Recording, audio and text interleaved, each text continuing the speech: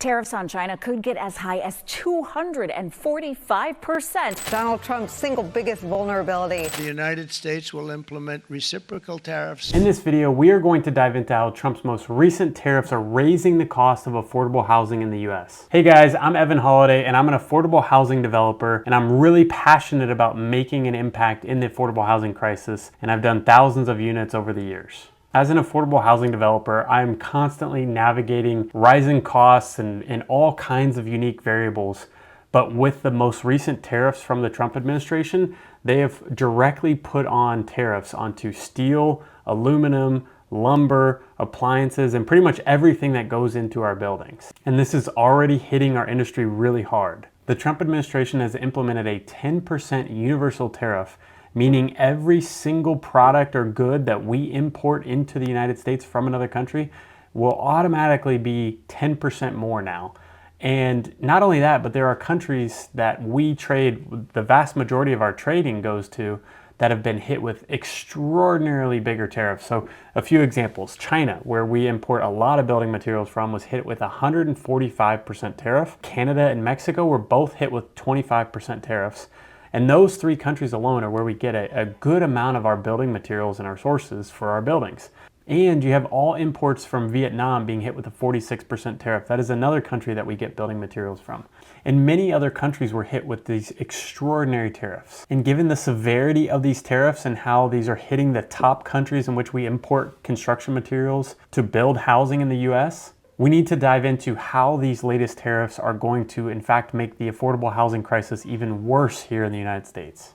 Although before we start, if you appreciate videos like this where we dive into the affordable housing and the US housing crisis, it would mean the world to me if you hit the like button and subscribe if you haven't done so already. Seriously, it does help out the entire channel tremendously, and it is entirely free. Thank you. So diving into brass tacks, how are these tariffs directly raising construction costs? Construction in the US relies heavily on imported goods. According to the US Census Bureau, over 30% of our construction materials come from other countries. And this includes steel, aluminum, lumber, and appliances, and among many other goods. The National Association of Home Builders reported that earlier tariffs on steel and aluminum alone increased the cost of a single-family home by over $9,000. And in the multifamily affordable housing world where we operate, we rely on fixed budgets and tight margins to make our deals work, and that little bit of cost can be the difference between making or breaking a deal. Let me give you an example.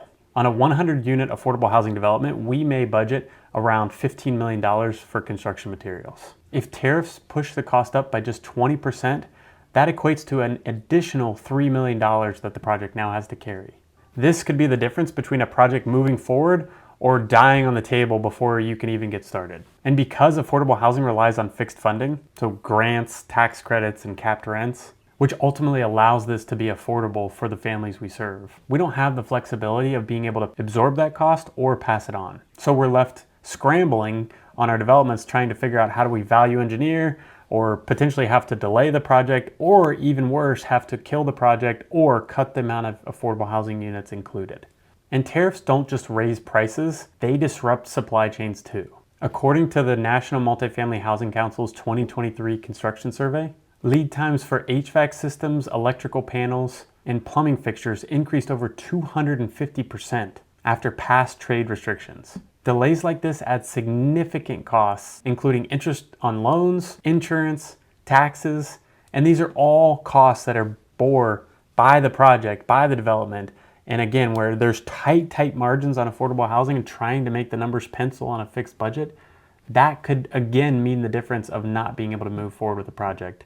And really there's a lesson in affordable housing and really development in general, that uncertainty and time are the two things that kill the deals the quickest.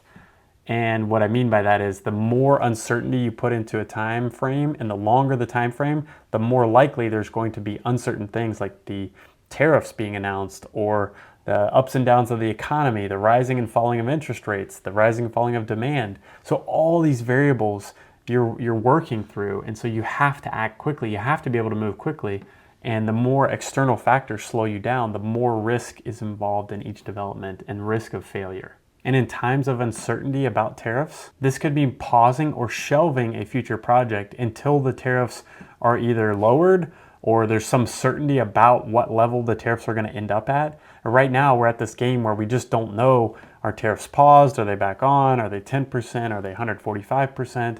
And that uncertainty can kill deals because developers or really housing builders in general don't know, should they move forward? Should they not? What is it going to cost me? I don't know. And that's what can ultimately kill a project or at least delay it for years, in which point the developer just puts it on the shelf or has to completely kill the project at that point. But it doesn't stop at materials. The ripple effect of tariffs has now hit the financial markets in a significant way. Since the 2025 tariff rollout, the 10-year Treasury yield, which is a barometer for the cost of capital or interest rates on loans, for example, has jumped over 40 basis points, one of the sharpest weekly increases since 2008. Why? Because tariffs increase inflation risk and uncertainty, leading investors to sell bonds, which drive up the yield. The 10-year yield is the foundation for borrowing costs, from your personal mortgage costs up to a multifamily development or any commercial real estate development.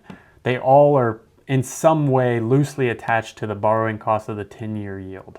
And for affordable housing developers, this means much more expensive capital, thinner margins, and fewer projects that get built. So if we're serious about solving the housing crisis, we need to look at the full picture, including how trade and financial policies directly impact the cost of building homes. And part of the reason why we're making content like this is because it's not getting the attention it deserves. It's being drowned out by all of the other tariff noise or just in general, all the different things that are changing so rapidly right now. One thing you can do today, call your senator or representative today and ask them to support low or no tariffs for construction materials, and especially for affordable housing. Please make sure to subscribe and hit the like button if you haven't done so already. I'll do my best to keep you updated every step of the way, so if you subscribe, you won't miss anything that I post. Thank you so much. Let me know your opinions in the comments section, and until next time.